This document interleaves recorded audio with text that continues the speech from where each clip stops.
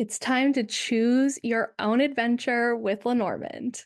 Inside this video, we are going to choose our own Lenormand cards and interpret them together. So you will get a little bit of a practice session along with seeing what your week ahead has in store. I love this spread and use it almost every single week. And I use it because I like to see what's coming up for the week ahead. You get a sense of the main area and along with what's going to happen surrounding that focus card. And in addition, you get accompanying advice. So make sure to stick around until the end of the video for your advice card so you can best know how to navigate your week ahead. I pulled these cards with the intention of them being timeless, so whether you're watching this the day it comes out or 2 years from now, it should still be relevant to you. So without further ado, let's dig into the video and choose your own adventure for the week ahead. All the futures that we're going to talk about today are all possible futures. If there's something that arises in this reading that you're not resonating with, there's almost always a way to impact or change things. And that's because I'm only asking the cards for information that is helpful, actionable, and in your best and highest good. So I ask if something is not helpful to know at this time that it doesn't show up. Also, please do use your own intuition in combination with this video so you can get the best results possible. Remember, you are ultimately in control of your own life, and I hope that this reading helps you on the next step of your journey. Go ahead and take a deep breath with me.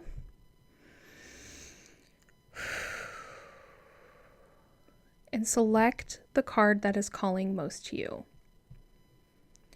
We have the aventurine stone here. We have the tiger's eye, and we have amethyst. So just pick one of these. Go ahead and put it in the comments below so you remember which one you picked. Then we have one more round of picking to do. Next, we're going to select 3 cards. So we have card 1, 2, 3, 4, 5, 6, 7, 8, 9, and 10. Go ahead and select 3 cards in any order.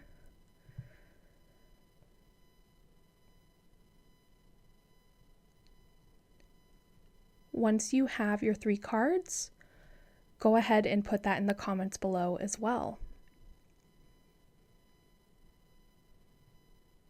Okay, so the first card that you selected is going to represent the main area of your life that's coming into focus this week. So this is going to be the main thing that you're focusing on here, or that just seems to naturally come up for you. If you selected aventurine, then you receive the Rider card. The Rider card is about activity, it's about movement. I think of this in a weekly context a lot of times as like running errands. So it seems like you could be pretty busy this week. I tend to get this when I'm really productive in a week. So this is talking about your productivity, your errands that you have to run, anything like that. This is going to be the main area of your life coming up this week. If you selected Tiger's Eye, then your card is the key. So the main area that's coming up here for you this week is success. This can also be getting access to something. It could be unlocking something that maybe you've been trying to get at for a while and haven't been able to. It's like, finally, this week I can do that. So this is a really good week for you, I have a feeling, if you got the key, unless you have all negative cards surrounding it. I tend to get pretty excited when I get that as my focus card for the week. And last but not least, if you selected amethyst, then you have the spirit card. So this is saying that there's something really important happening this week. I have a feeling if you selected either one of these two, it's going to be a pretty big week for you, especially if you got the Spirit card. The Spirit card tends to talk about spiritual synchronicities, things that are happening in the spiritual realm that you're starting to feel here. This could be, an awakening of your abilities. We really need to see the rest of the cards you pick to get a sense here, because the Spirit is a very versatile card, but definitely something of significance, typically of spiritual significance, is going to be felt this week. So now let's talk about these cards. The first card that you selected is the main theme, and then these cards are going to explain what's going to happen surrounding that theme this week. Now, depending on how you like to read 3-card spreads, you can interpret them in whichever way you feel comfortable. So whether, if you've taken my mini course, you can do modifier, subject, modifier. If you don't know what I'm talking about, don't worry. I'm going to interpret it in the standard Lenormand fashion here, because I assume that that's what most people are familiar with. So I'm going to interpret it in the standard Lenormand fashion here, and I'm going to flip over each card, give you some brief meanings, and then show you some sample interpretations so you can get a sense of how you might read your cards. You may want to keep in the comments there a list of what the cards mean, especially if you're a beginner, and then you can come up with your own interpretation as we go, and also ask me about it if you have questions. Card 1 here, we have the house card. So the house represents home, family. It can also be a physical building or house as well. Card 2 is the book. So the book can mean secret or hidden. Typically, if it's your subject card or the first card that comes up, then it's going to represent a project a lot of times. It can also be a physical book as well. Typically for me in the weekly spread, the book tends to represent a project. Card 3 is the dog. So the dog can be a friend or a professional. It can also represent loyalty. Card 4 is the sun. The sun is vitality, it's positivity, it's an excellent positive card. Can also represent your energy levels too. Card 5, we have the bear. So the bear is a very versatile card. It can represent strength. It can represent your longer term finances. It can represent diet in some cases. It can also just generally represent your strength as a person. Card 6, we have the stork. So the stork is about positive movement. It's usually like progression. Things are progressing. It can also represent like sudden movement forward. Usually with the stork, it's messy, but it's positive in a lot of cases. This can also mean independence as well. Card 7 is the mice. So the mice can be stress. It can be anxiety.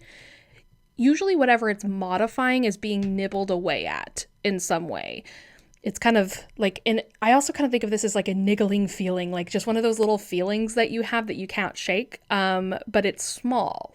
Card 8 is the coffin. So the coffin can represent endings. Depending on the cards surrounding it, it's usually some type of a painful transition of some kind. It's not easy. There's usually some grief there. But remember, we're in a weekly context, so it's usually going to be on a smaller scale in terms of the impact. Card 9 is the stars. And the stars can represent hope. I also think of this as the future, like future goals or aspirations. It can also represent spreading, things spreading around. And then we have card 10, which is the ship. And the ship tends to represent a shift in some kind. It can be a transition or a shift. It can also be a trip. It can represent a car in some way too. So with the ship, when I get that, it's usually you're shifting away from something and shifting into something new, or it can just be a trip as well. Okay, so let me know which ones you got. Did you select the aventurine with the rider, the tiger's eye with the key, or the amethyst with the spirit card? And then which 3 did you get? Let me know down below along with your interpretation, and I can help you from there. I'm going to give you some sample readings here so you can kind of get a sense of how to read this. Okay, so let's say you got something like this. You have the Rider card, and then you have the bear, you have the coffin, and you have the stork. I'm picking this because I had a very similar spread for a client recently, so I have a sense of, real life feedback on what this could mean here. So with the Rider being errands, it's like things you're doing, productivity, and then with the bear, if you see the bear as finances here in the coffin, I tend to see this combination as bankruptcy. This tends to show up for me. Now, this is not saying that all of a sudden bankruptcy is happening, but the sense I'm getting here is that there's a bankruptcy underway, and then here you have the stork, which is saying you're progressing with it.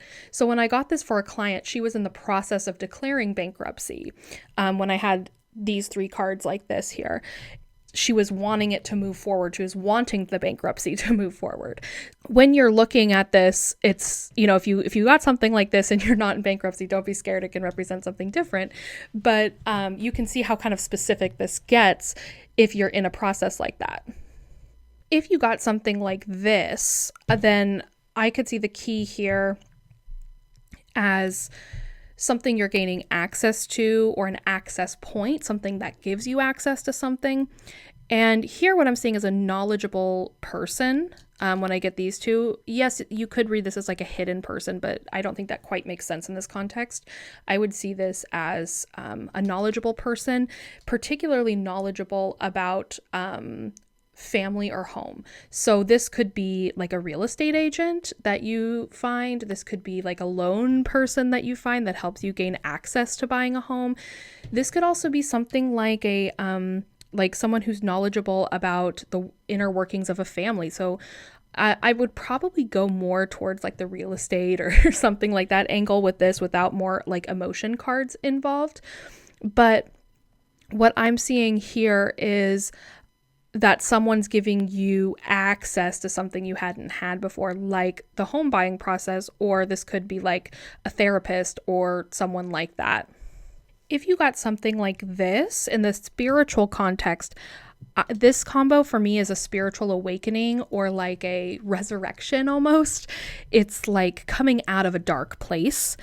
We're reading it in a spiritual context because of the spirit here. And then with the stars here, this is hope.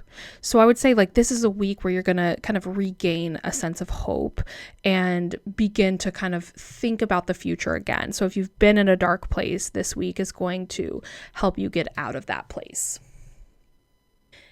And then go ahead and pick one of these 3 cards. This is going to be your advice for the week. So you could pick card 1, 2, or 3.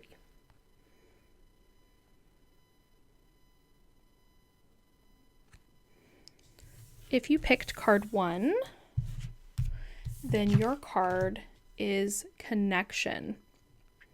And I love the quote that goes with this card. It says, "An invisible thread connects those who are destined to meet, regardless of time, place, or circumstance. The thread may stretch or tangle, but will never break." And that comes from a Chinese proverb. So when it comes to this card, I think about there's an important connection, an important person typically, or it can also be an important concept that you really understand this week.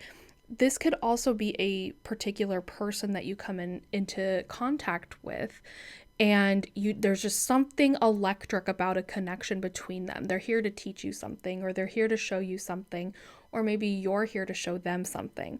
But there's something here that's going to be really important, especially to your spiritual journey in this life, that is happening this week. And it might feel just like a small spark, a small moment, but it's saying that it's significant to what is occurring. If you selected card 2, then your card is Nirvana. Whenever I receive this card, it's usually to remind me that everything is temporary, for better or worse. I feel like that's a very scary concept, but it's also very freeing. And to read the mantra that goes with this card, it says, "I am light, but my fire does not burn. I maintain grace as the wheels of karma turn. Nirvana is my goal every day on this path, and I understand that my impact, not this vessel, is what's here to last. I also think of this as a card about non-attachment as well, and really paying attention to some of the things we might be clinging on to and the thoughts or the things that are causing us suffering of some form, and asking ourselves if we can release that. Can we just let go of a few of those this week? So if you got Nirvana, this is a tricky big mama card that you got here for advice. If you chose card 3, then your card is Resolution. And this is a big card about shadow integration. And if you're in my membership, it's Shadow Integration Month for the members that have been there since the beginning. So this is very timely. And with the card Resolution, to me, this is a card about finding peace. I noticed the hand on the heart chakra and the shadow here. So it's really about coming to terms with our shadow, knowing that we can never truly leave our shadow behind. We just learn how to integrate the shadow and accept it. And from this place, we can find resolution, even if the resolution is not in our current physical reality. The mantra that goes with this is, I invoke the power of my imagination as a tool for ultimate manifestation. I resolve contrast and contradiction with the understanding that duality is but an illusion of the interconnected nature of all conditions. I appreciate my shadow and embrace my light. I know that love is a greater emotion than fear and fright. I want to thank you all so much for watching, and don't forget to like and subscribe.